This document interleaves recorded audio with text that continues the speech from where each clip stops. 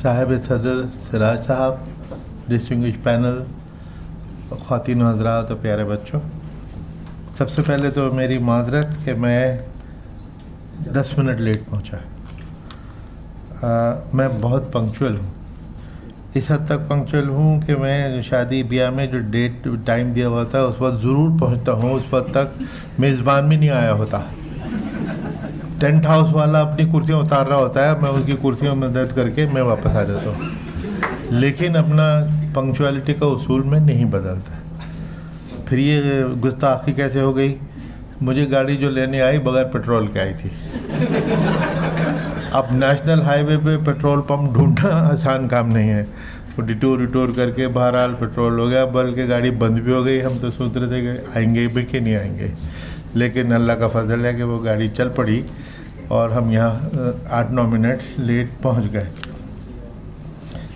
मुझसे डॉक्टर फ़ारूक ने, मेरे बहुत अजीज़ दोस्त हैं, बहुत पुराने, उन्होंने फ़ोन किया था हफ्ता 10 दिन पहले कि भाई कोई ऑर्गेनाइजेशन है जिसका नाम भी मैंने सुनने की जहमत नहीं की। फ़ारूक साहब कह रहे थे, बस वो काफ़ी था कि जी मेरी एक ऑर्गेनाइजेशन है जो बच्चों को अवार्ड देती है, आपने आके देने। मैंने कहा सर आपका हुक्म है, मैं ज़रूर हाजिर हूँगा। बाद में उस ऑर्गेनाइजेशन का नाम मुझे पता लगा और मुझे शिकायत है सिराज साहब से, ये प्रेसिडेंट है और मेरे बहनों ही, और इन्होंने फ़ोन तक नहीं किया। मुझे यहाँ आके दिखाई दिए और पता लगा। लेकिन शायद इसी में भी इनकी खूबी है कि बहुत एनोनिमसली काम करने वाले ये शख्स हैं, बिहाइंड द सीन काम करते हैं, बहुत कम बोलते हैं। लेकिन आपको अभी पता लगा? सॉरी, मैंने स्टेट सीक्रेट आउट कर दिया सर। तो मुझे आजकल मैं एक संस्था, एक ऑर्गेनाइजेशन से जुड़ा हुआ हूँ जो बन रही है अभी, और पिछले हफ्ते ही रजिस्टर हुई। उसका नाम है alliance for education and economic empowerment of the under privileged.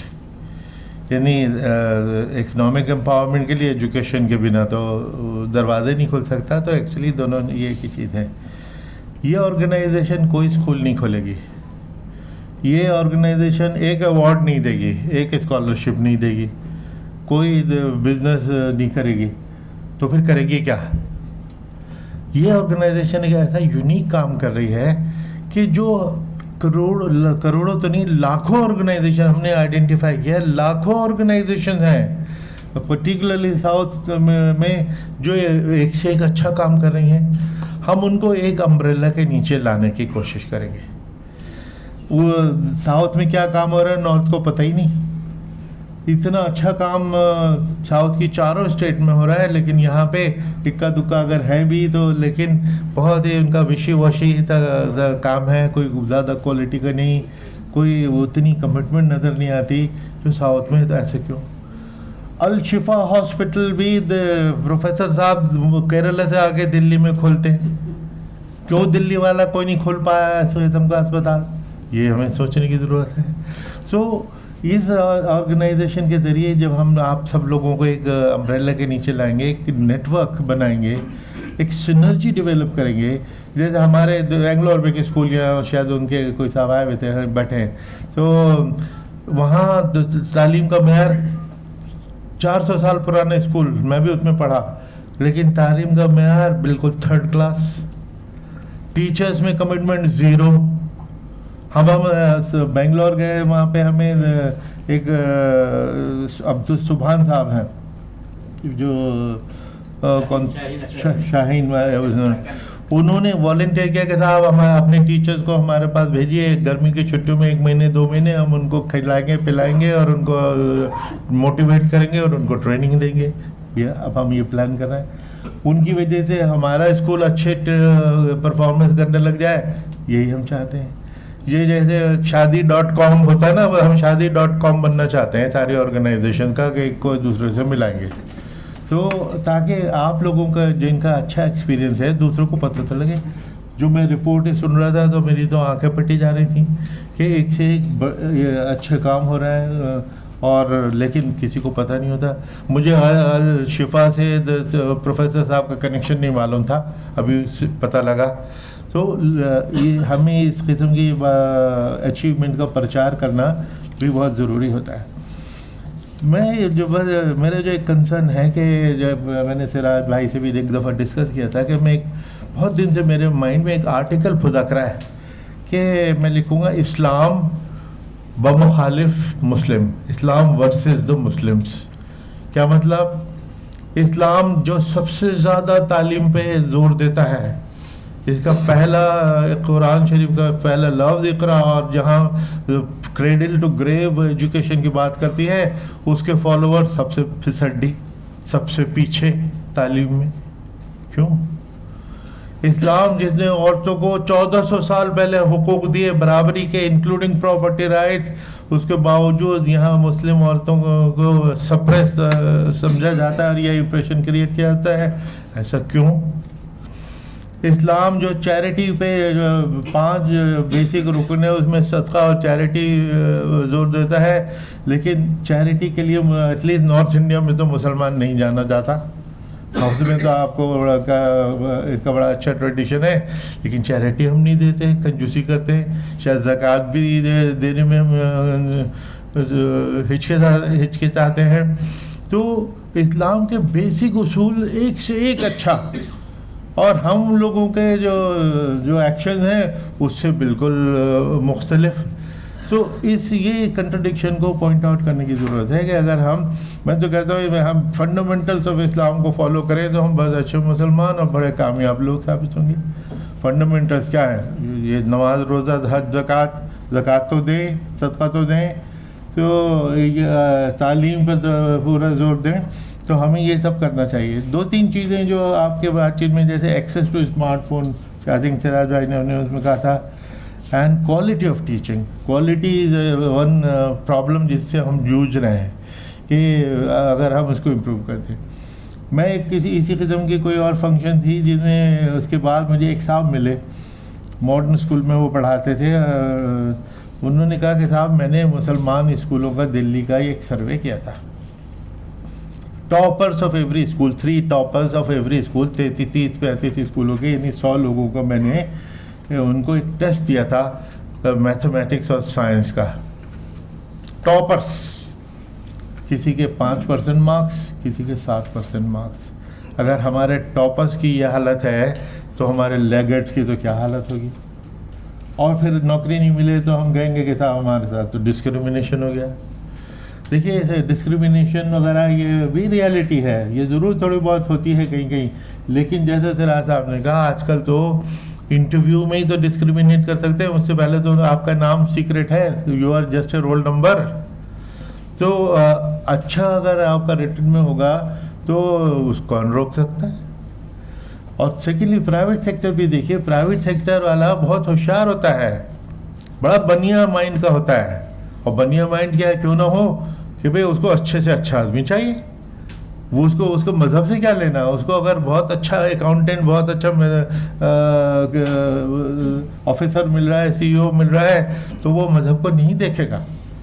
तो 90% पॉसिबिलिटी है कि वो उसमें नहीं, उसको क्वालिटी चाहिए। फैक्ट क्या है? पर्टिकुलरली नॉर्थ इंडिया में bogus degrees, 3rd class results, और हम और सिराज भाई हम 40 साल सरकार में रहे, एक तरफ करोड़ों अनएम्प्लॉयड है, इधर लाखों जॉब खाली पड़ी हुई, मिलता ही नहीं कोई हमें। जब हम एडवर्टाइज करते हैं, वो जब बड़े अच्छे पेपर पे अच्छे CV भी आ जाता है, जैसे हमारे सामने कैंडिडेट आके मुंह खोलता है तो पोल खुल जाती है। अब ऐसे अनपढ़ जाहिल आदमी को हम क्यों लेंगे? कैसे लेंगे? किस वजह से लेंगे? इधर इधर बहुत सी पोस्ट से लाखों पोस्टें खाली पड़ी रहती हैं। तो क्वालिटी अगर हम पैदा करेंगे तो जॉब भी भरेंगी, जॉब्स की उस लिहाज से कमी नहीं है। डिजिटल मीडिया का जिक्र हुआ कि ऑफ कोर्स ये तो फ्यूचरिस्टिक है, हमें इसकी तरफ जाना ही चाहिए। और राइटिंग एंड कम्युनिकेशन स्किल, आप अच्छे स्टूडेंट हैं लेकिन आपको बोलना नहीं आता, अल्टीमेटली तो आपको इंटरव्यू तो होगा, प्राइवेट सेक्टर में भी इंटरव्यू होगा, जो आपको तो बोलना पड़ेगा। तो हमें ये स्किल साथ साथ स्कूल से ही शुरू कर देनी चाहिए। राइटिंग स्किल, कोई भी आपका सब्जेक्ट हो, लिखना तो है उसको, अंग्रेजी हो के साइंस या केमिस्ट्री फिजिक्स और व्हाटएवर, उसको लिखना तो है, तो लिखना तो आना चाहिए। तो लिखना तो बेसिस हो गया, फाउंडेशन। उसमें हमारे स्किल कैसे हैं, हमें इस पर एक स्टडी बिठा दीजिए कि स्किल हम की क्या सिचुएशन है और इसको हम कैसे इम्प्रूव कर सकते हैं। इसमें ये अवार्ड्स टू NGOs, ये मुझे ये आइडिया तो बहुत अच्छा लगा, क्योंकि मैं जब बता रहा था ईडू के बारे में कि हम कुछ भी नहीं करेंगे तो फिर करेंगे क्या।